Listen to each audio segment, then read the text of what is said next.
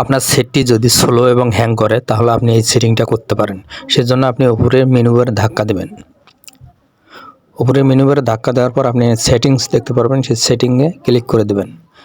সেটিংয়ে ক্লিক করে দেওয়ার পর এই ধরনের একটা ইন্টারফেস চলে আসবে। আপনি সার্চ বারে গিয়ে লিখবেন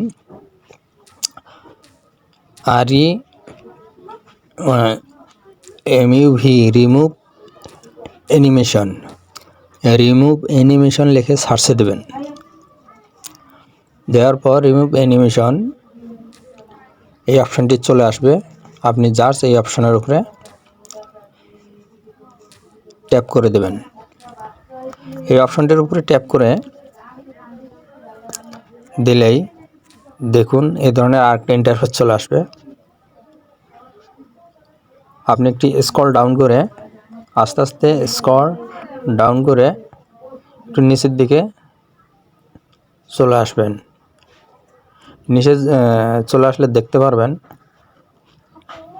রিমুভ অ্যানিমেশন এই অপশনটি রয়েছে, জাস্ট এটি আপনি অন করে দেবেন। অন করে দেওয়ার পর আরেকটি কাজ করতে হবে, সেটি হচ্ছে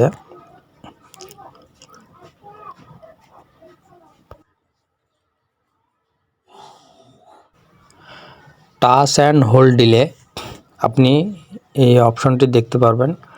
এখানে মিডিয়াম দেওয়া রয়েছে, আপনি এখানে জাস্ট যে শর্টস রয়েছে এই শর্টে অন করে দেবেন।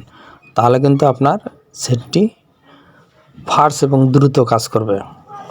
তো এইভাবে আপনি এখান থেকে আপনার সেটটি যাতে